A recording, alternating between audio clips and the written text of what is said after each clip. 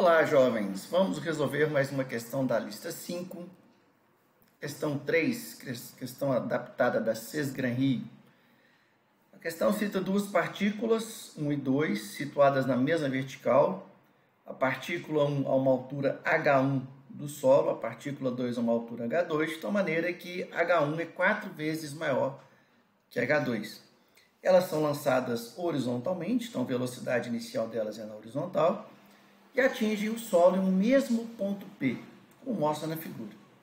Quer saber a razão entre os módulos das velocidades de lançamento, velocidade V1 dividido pela velocidade V2.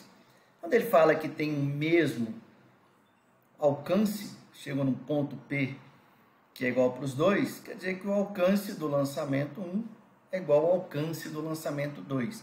E alcance depende da velocidade horizontal, que eu estou chamando V1 para a partícula 1, e o tempo de queda dela, que eu estou chamando de T1 para a partícula 1. Para a partícula 2, esses valores são V2 e T2. A razão que foi solicitada é entre V1 e V2. Então, V1 sobre V2 vai ser T2 sobre T1. Se a gente souber a razão entre os tempos de queda, a gente determina a razão entre as velocidades. Então, agora, como fazer para determinar a razão entre os tempos de queda? Bom, o tempo de queda, ele depende apenas da altura que elas saem e da aceleração gravitacional. A velocidade de lançamento delas aqui, V1 e V2, velocidades horizontais, não vão interferir no tempo de queda. Na vertical, o movimento é um movimento uniformemente variado.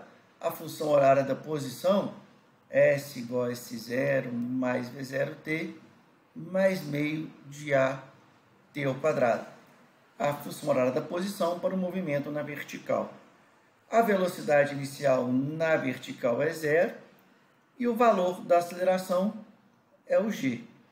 S menos S0, se a gente muda de lado aqui o S0, é a distância percorrida na vertical, que vai ser igual a meio de gt ao quadrado. Essa distância percorrida na vertical é a altura. Então, a gente percebe o seguinte: o tempo de queda, t, vai ser igual a 2h sobre g, raiz disso. Ou ainda, o tempo de queda é proporcional à raiz da altura.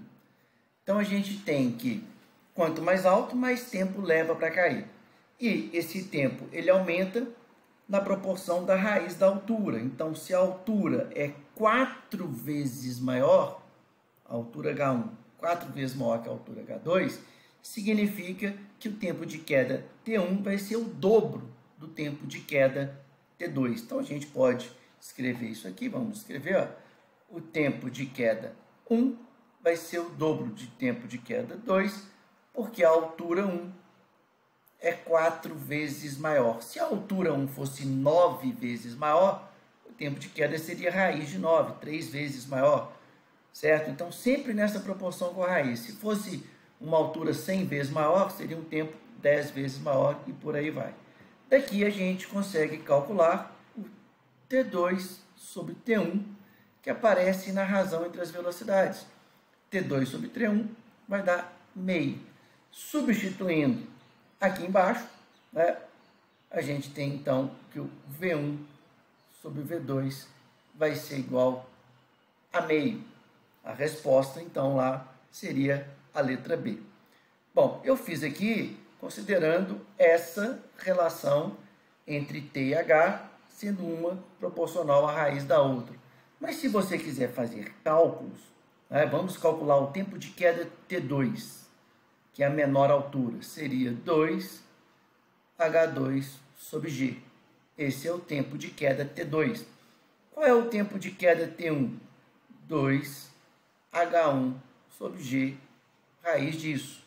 Mas acontece que o H1, ele é 4 vezes o H2. Então, a gente fica com essa segunda expressão dessa maneira.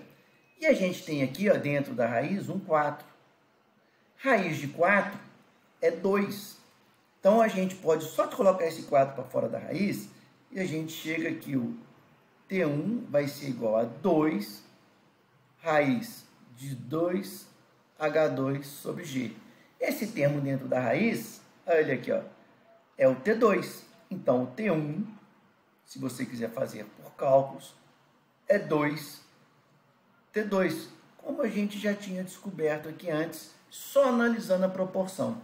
Analisar a proporção entre grandezas é fundamental para você fazer o exercício de maneira mais rápida. Eu aconselho você entender, compreender o significado dessa proporção que é colocada aqui. Ah, mas tem aí duas maneiras de fazer, a maneira em amarelo e a maneira em verde, que foi baseado na relação entre T e H. Ok, jovens? Está aí a resolução de mais uma questão. Um abraço.